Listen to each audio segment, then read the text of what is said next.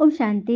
आज प्यारे मीठे बाबा की मुरली मंथन की डेट है 11 सितंबर 2023। तो आज मीठे बाबा अपने बच्चे से कह रहे हैं, अब नाटक पूरा होता है, घर चलना है, इसलिए शरीर रूपी कपड़े को भूलते जाओ, अपने को अशरीरी आत्मा समझो। भगवान कह रहे हैं नाटक पूरा हो रहा है तो घर चलना है ना, तो शरीर को भूलो, आत्मा समझकर मेरे साथ चलो। प्रश्न है, कौन सा वंडरफुल खेल संगम पर ही चलता है, दूसरे युगों में नहीं चलता? उत्तर, फारकती दिलाने का। राम और रावण से फारकती दिलाते हैं, रावण फिर राम से फारकती दिला देता, छुड़ा देता है। यह बड़ा वंडरफुल खेल है। बाबा को भूलने से माया का गोला लग जाता है, इसलिए बाबा शिक्षा देते हैं, बच्चे अपने स्वधर्म में टिको, देह सही देह के सब धर्मों को भूलते जाओ, देही अभिमानी बनो। गीत है, शिव बाबा साथ है मोरे, शिव बाबा साथ है, गीता ज्ञान की बरसात है, गीता ज्ञान की बरसात है, शिव बाबा साथ है मोरे, शिव बाबा साथ है। ओम शांति। बाबा कह रहे हैं, यूं तो कॉलेज अथवा यूनिवर्सिटी कहो, यूं तो इसे कॉलेज अथवा यूनिवर्सिटी कहो, साथ ही साथ ये सच्चा सच्चा सत्संग भी है, क्योंकि यहाँ सत्य पिता बैठ हमें पढ़ाते हैं और वो एक ही बार आते हैं, और तुम ब्राह्मण ही उस सत्य कहने वाले ज्ञान सागर के सम्मुख बैठते हो। गाया भी जाता है ना, हाँ, जो बाबा के साथ है उनके साथ ही प्यार की बरसात है, उन पर ही ज्ञान की बरसात है। तो सभी बच्चों पर ज्ञान की बरसात हो रही है ना। हम्म फिर बाबा बोले, तुम बच्चे ही पतित से पावन, कांटे से फूल बन, जब फूल बन जाएंगे ना तो ये शरीर नहीं रहेगा। कली भी आहिस्ते आहिस्ते खिलती है, फट से थोड़ी खिल जाती। बाबा कह रहे हैं, तुम पतित से पावन तक कांटे से फूल बनते हो, और जब फूल बन जाओगे ना पूरा, तब ये शरीर नहीं रहेगा। कली भी धीरे धीरे ही फूल बनती है, खिलते खिलते ही कंप्लीट फूल बन जाती है। वही अभी कोई भी कंप्लीट फूल नहीं बना है। बाबा कह रहे हैं, अभी कोई भी नहीं बना है, क्योंकि वो तो कर्मातीत अवस्था होगी ना, देही अभिमानी तो अंत में बनेंगे। कब होगी कंप्लीट अवस्था? जब कर्मातीत हो जाएंगे, कर्म करो और उसके हर एक प्रभाव से मुक्त। बाबा फिर कह रहे, अभी तुम बच्चों का पुरुषार्थ नंबरवार चल रहा है। शिव बाबा है पारलौकिक पिता, और ब्रह्मा बाबा और मम्मा है अलौकिक माता पिता। ये दोनों संगम युग के अलौकिक माता पिता ठहरे। बाकी तुम सभी नंबरवार कलियां हो, जो फूल बनने वाले हो, जिसमें कोई अच्छी रीति खिले हैं, कोई आधा खिला है, और कोई तो कली में ही खत्म हो जाता है। माया के बड़े भारी तूफान लगते हैं ना, तो फिर गिर पड़ते, झड़ जाते हैं। कई है ना जो सेंटर्स खोल कर भी तूफान में फंस पड़ते, गिर जाते हैं, बंद कर देते हैं सेंटर। माया भी जबरदस्त है। यह है चटा बेटी। आज बाबा ने एक नया नाम दिया है, चटा बेटी, राम और रावण की। कभी राम की तरफ रहती है, कभी रावण की तरफ, मतलब पेंडुलम की तरफ झुलाते रहती है बच्चों को। कभी हम राम की तरफ हो जाते हैं, बाबा की तरफ, और कभी रावण माया की तरफ। दुनिया में राम राम जपते तो रहते हैं, पर बाबा ने राज बताया कि कोई त्रेता वाले श्री राम जी की बात नहीं है। यह सच्चे राम शिव परमात्मा का सिमरन करना है। पर किसी को पता ही नहीं है तो कैसे याद करें? भगवान का ही पता नहीं है। राम, सच्चे राम हमें रावण से त्याग दिलाते, तो कभी रावण हमें राम से त्याग दिलाती। इसी से बाबा कहते हैं, देह के सारे धर्मों अर्थात विकारों रूपी माया रावण से छूटो, अर्थात बुद्धि से त्याग करो। गीता में भी लिखा है ना, सर्वधर्माणि परित्यज्य मामेकं शरणं व्रज। अर्थात कहा जा रहा है, भगवान वाच, हे अर्जुन, तुम अपने सभी दैहिक धर्मों का त्याग कर मेरी शरण में आ जाओ, मैं तुम्हारे जन्म जन्म के पापों से तुम्हें मुक्त कर दूंगा। तो ये दैहिक धर्म क्या है? ये कोई हिंदू मुस्लिम सिख ईसाई वाला धर्म नहीं, ये तो मानवीय धर्म है। दैहिक धर्म है अर्थात देह के धर्म है, जो हमारे भीतर की कमी कमजोरियां, हमारे विकार हैं, काम क्रोध लोभ मोह अहंकार ईर्ष्या आलस राग द्वेष भय अलबेलापन और इसके काफी सारे नाते रिश्तेदार। तो इन्हीं विकारों को छोड़ने, यही देह के धर्म को बाबा छोड़ने की बात कह रहे हैं, और अपनी आत्मा के स्वधर्म अर्थात शांति में टिको, अशरीरी बनो, मेरा बनो, वो मुझे याद करो। अगर मुझे भूले तो फिर माया का गोला लग जाएगा। ये बात तो सच है, सभी अनुभवी है। भगवान को भूले, श्रीमत को भूले, तो फिर माया पेपर लेते, उस पेपर में ऐसे फंस जाते हैं ना कि बात मत पूछो। तो बस याद में रहने का पुरुषार्थ करो, जहाँ बाबा नहीं वहाँ माया है। तो मेरा बनकर भी माया तुम्हें मुझसे छुड़ा देती, तो ही माया के लिए अपने मन के चोर गेट अर्थात अपनी कमी कमजोरियों को मत खोलना। चोर गेट से माया एंटर करती है। हाँ, कोई एक विकार के साथ उसके कई साथी प्रवेश हो जाते हैं। जैसे कोई माँ और उसके बहुत सारे बच्चे, छोटे छोटे बच्चे, जहाँ माँ चलेगी ना वहाँ बच्चे भी चलेंगे। इसलिए कोई एक बड़ा विकार अंदर गया, उसके छोटे छोटे साथी तो उसके साथ आएंगे। उसी तरह से यदि कोई एक गुण अंदर गया तो उसके साथ सारे सद्गुण भी आ जाएंगे। तो अब चॉइस हमारी, हमें गुण को अंदर रखना है या अवगुण को रखना है। अवगुण को रखेंगे। और आज की दुनिया में जो कलयुग की जो बात है, घोर कलयुग चल रहा है ना, उसमें किस तरह से एक माँ और बच्चे की कहानी है, हम सब सुनते हैं। कार से उतरकर भागते हुए हॉस्पिटल में नौजवान बिजनेसमैन ने पूछा। एक नौजवान लड़का कार से उतर के भागते हुए हॉस्पिटल पहुंचा। डॉक्टर साहब, अब मेरी माँ कैसी है? हाँफते उसने पूछा। अब ठीक है, माइनर सा स्ट्रोक था।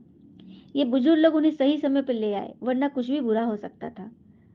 डॉक्टर ने पीछे बेंच पर बैठे दो बुजुर्गों की तरफ इशारा किया कि यही बुजुर्ग इनको बचा के लाए। रिसेप्शन से फॉर्म इत्यादि की फॉर्मेलिटी पूरा करके जब उसने सारी फॉर्मेलिटी कर दिया, फिर डॉक्टर साहब से कहा, थैंक यू डॉक्टर साहब, वो सब काम मेरी सेक्रेटरी कर रही, मैंने सारी फॉर्मेलिटी सेक्रेटरी पूरा करी। अब वो रिलैक्स था। फिर वो उन बुजुर्गों की तरफ मुड़ा जिसके बारे में डॉक्टर ने बोला था यही दोनों आपकी माँ को यहाँ पे लेकर आए। तो बोला, सर मैंने आप दोनों को नहीं पहचाना। सही कह रहे हो बेटा, तुम नहीं पहचानोगे क्योंकि हम तुम्हारी माँ के व्हाट्सएप फ्रेंड हैं।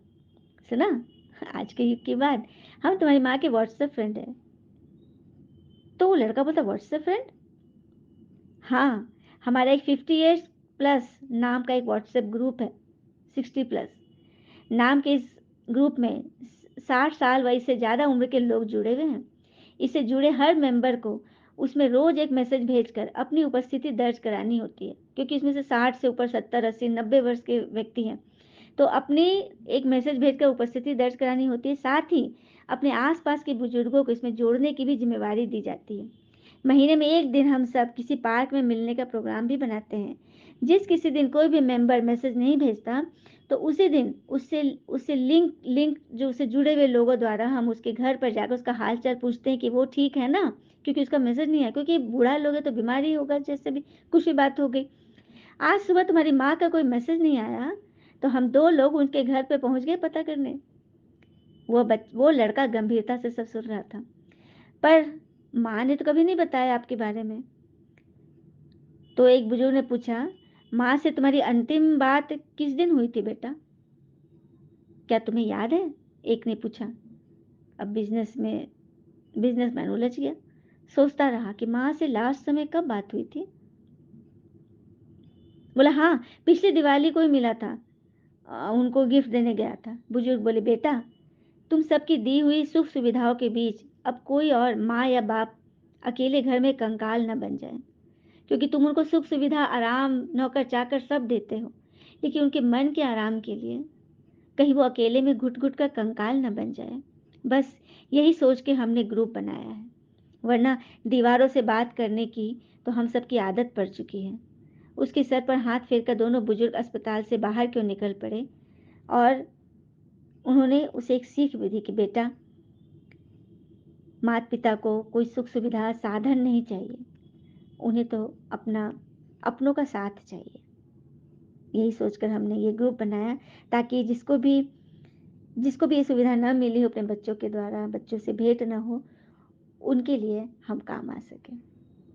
तो देखा, ऐसे लोग भी हैं दुनिया में, जो राम की तरफ है। हम्म, कितनी बड़ी बात है ना। हर बच्चे की आंखें खुल गई ना, किस तरह से हम अपने बड़े बुजुर्ग की छत्र छाया में, उनकी साया में ही हम सेफ हैं। उनके उनका जड़ ही वो है जो हम फूल फुले की तरह खिल रहे हैं, है ना। किसी वृक्ष का जड़ न हो तो फिर टाल टालियां कैसे स्थिर रहेंगे। और जड़ है लेकिन वो खुश नहीं है, तो हम भी उम्मीद न करें। ये रहस्य है, किसी भी तरह से हम उनके सुख का कारण बने। बातें तो आती हैं लेकिन उन बातों में फंसना नहीं है।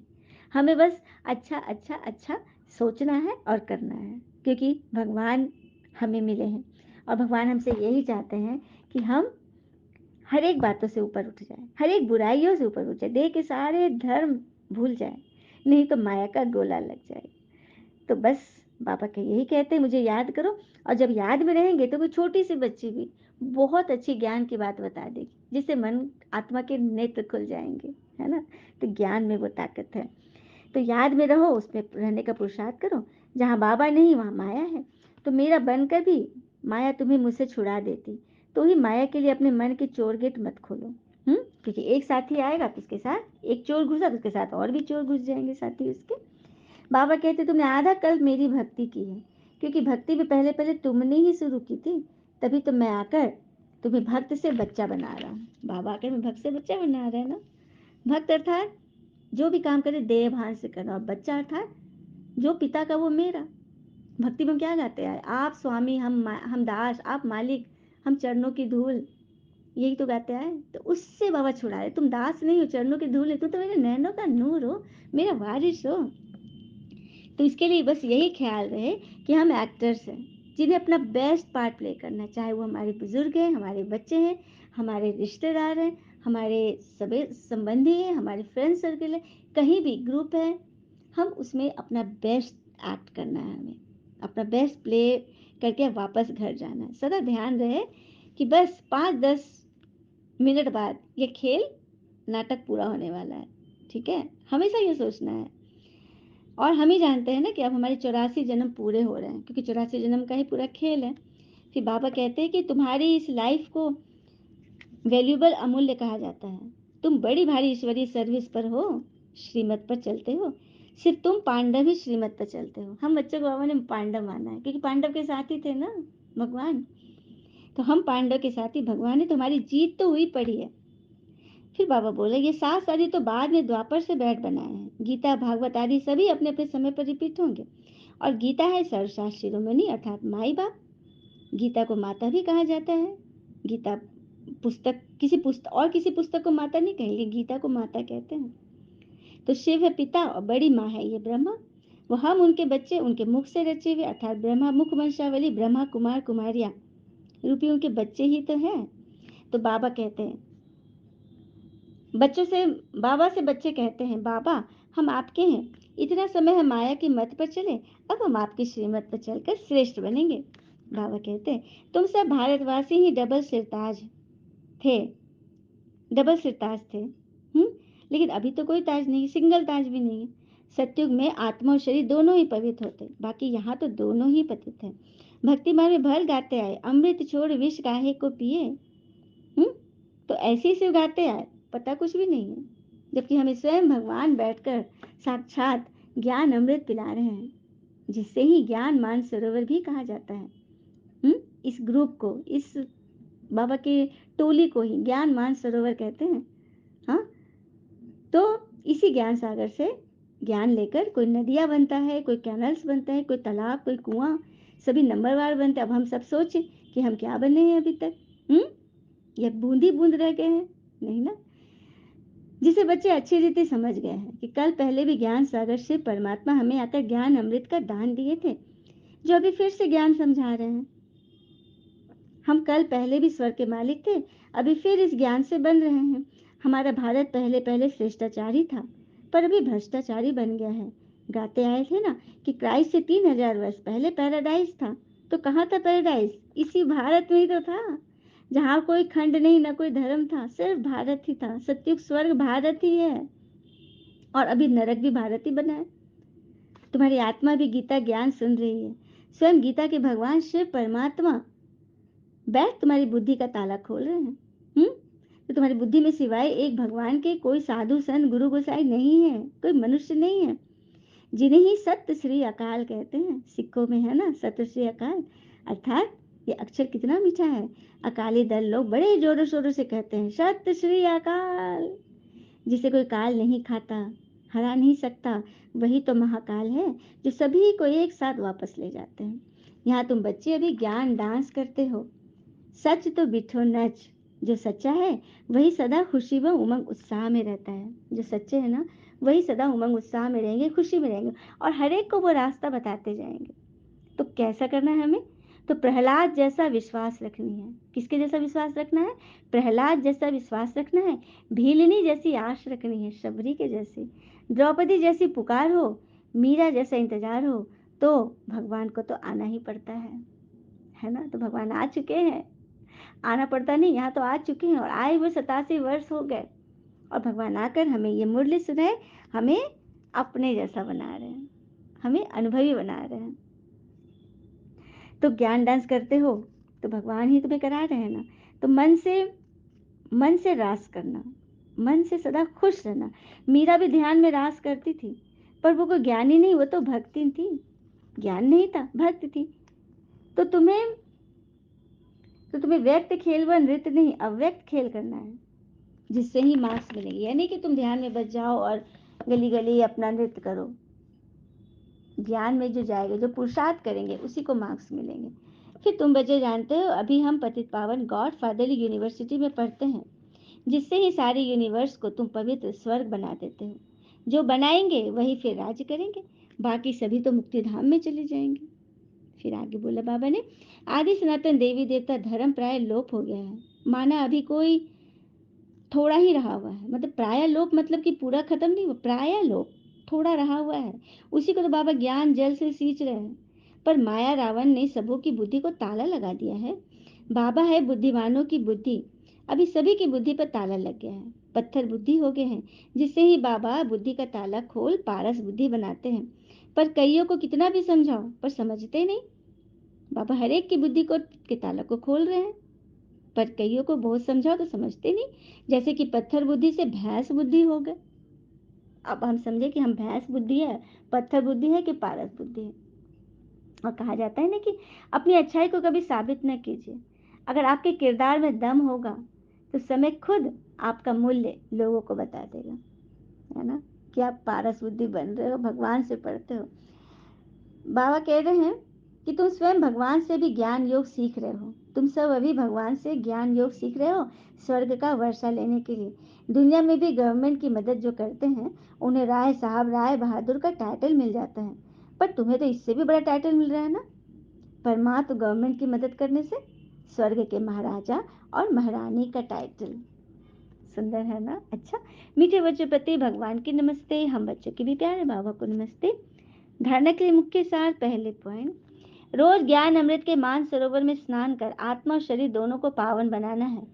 माया की मत छोड़ बाबा की मत पर चलना है। दूसरी पॉइंट, यह अमूल्य संगम का समय है, इस समय श्रीमत पर चल, सर्विस करनी है, सच्चा व्यास बन, सच्ची गीता सुननी और सुनानी है, रूप बसंत बनना है, सच्चा सच्चा व्यास बन जाओ, है ना।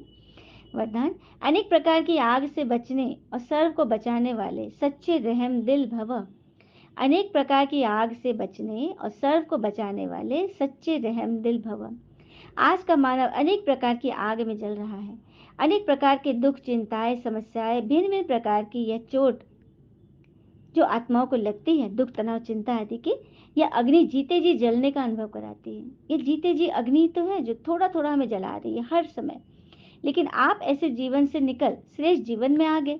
आप शीतल सागर के कंठे पर बैठ गए। क्या बात है, आपके अंदर अग्नि जल ही नहीं सकती। जला भी ना, एक सेकंड मन आया लेकिन तुरंत ही उसको बुझाओ, क्योंकि फिर बाबा ये चला कि वो चला। ठीक है, तो शीतल सागर कंठे पर बैठे हो, अतीन्द्रिय सुख शांति की प्राप्ति में समाये हुए हो, तो रहम दिल बन और आत्माओं को भी अनेक प्रकार की आग से बचाओ। अब कोई अकेलेपन की आग में झुलस रहा है, उसके साथ भी अच्छा व्यवहार रखो, मीठे रहो। गली गली में ज्ञान स्थान बनाकर सबको ठिकाना दो, सबको ज्ञान दान दो। स्लोगन, जिनकी एक बाबा में सच्ची प्रीत है, उन्हें अशरीरी बनना सहज है। जिनकी एक भगवान से सच्ची प्रीत है, वो सेकंड में अशरीरी बन जाएंगे, सेकंड में उनकी याद में खो जाएंगे। अच्छा, ओम शांति। शुक्र मीठे बाबा और बाबा के प्यारे प्यारे बच्चे, आप सबका जीवन सदैव शुभ हो। ओम शांति।